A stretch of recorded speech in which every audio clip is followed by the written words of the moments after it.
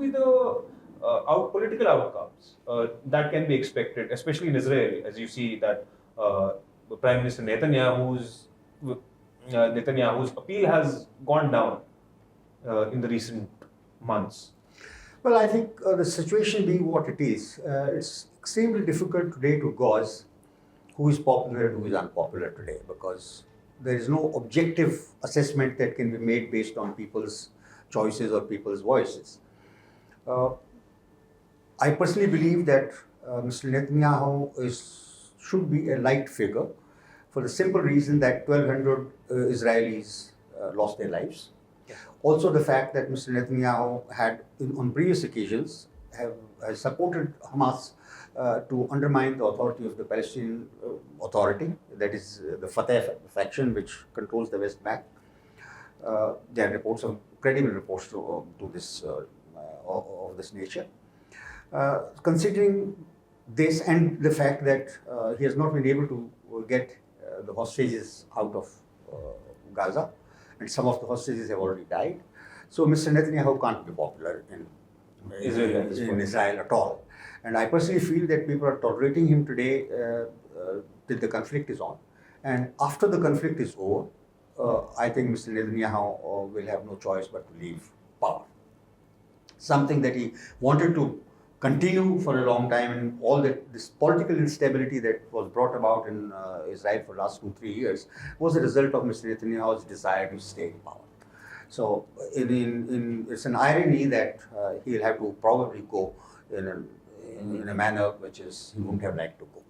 That is one. As far as Palestinians are concerned, you see, the Fatah faction, after Mr. Arafat went off the scene, after he passed away, and Mr. Abbas became, boss of PA, Palestinian Authority has really been losing steam.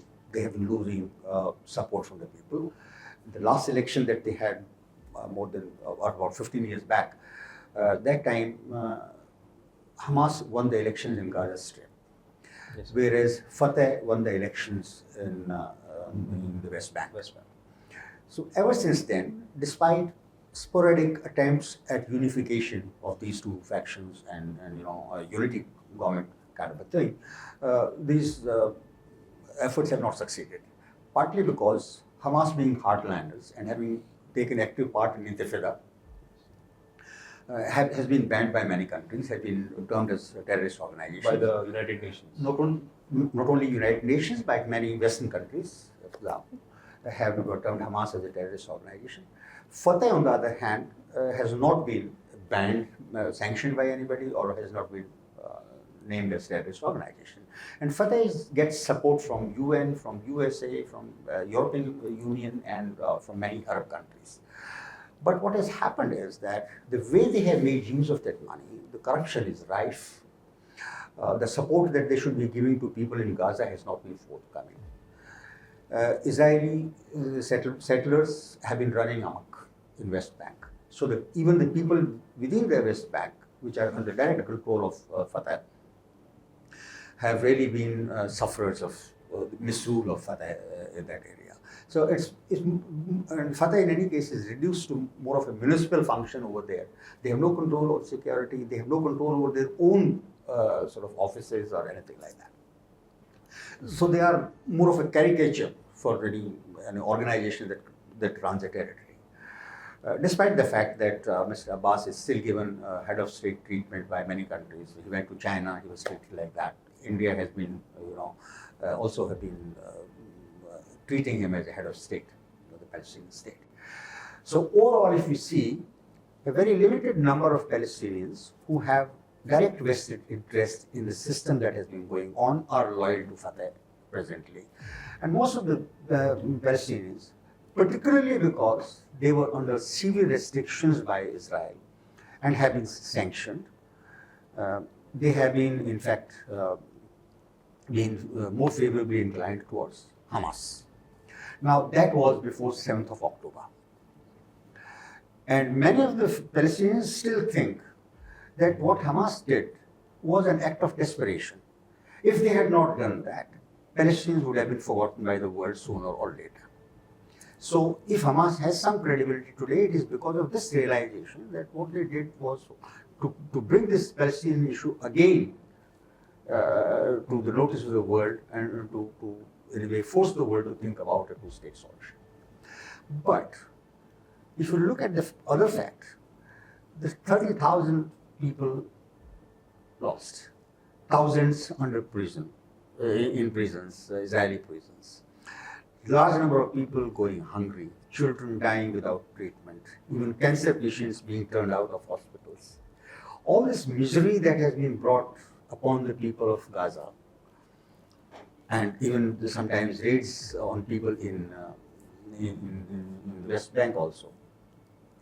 I think many people must be also thinking that Hamas shouldn't have done this. They should have looked at other means to raise this issue rather than this terrorist act against Israeli civilians on 7th of October. So I don't think Hamas's popularity is rising as such, but Hamas is relevant. And despite the fact that many countries are making proposals of even uniting the political system in Gaza and West Bank and let Fatah faction then administer this combined entity, I don't think there are many takers for this amongst the Palestinians, and rightly so, because Fatah has no credibility at all. Hamas popularity increase or not can be debated, but there is no debate about Fatah's unpopularity in this particular scenario presently. Secondly, Israel doesn't want anything to do with combined entity. They would much rather like to deal with the settlers separately, with the West Bank separately, and in fact outsourcing it more to settlers to sort out the people in the West Bank. And as far as Gaza is concerned, I think they have made it very clear that they would like to have the Gaza territory divided in a manner which can be, from the security point of view, which can be controlled very easily. They, in fact, as a maximalist position, they wanted the Gaza population to be shifted out to the Egyptian desert, Sinai, so that then they can, completely take over Gaza and remodel it, reset the whole setup. But that, of course, is not possible because neither is Egypt nor Jordan are ready to take on additional number of Palestinians over there, and rightly so. So I think it's going to be, ultimately there will be a ceasefire someday. Ultimately there will be exchange of prisoners someday. But by then the bitterness would have increased to the level that security will become a casualty in the long run.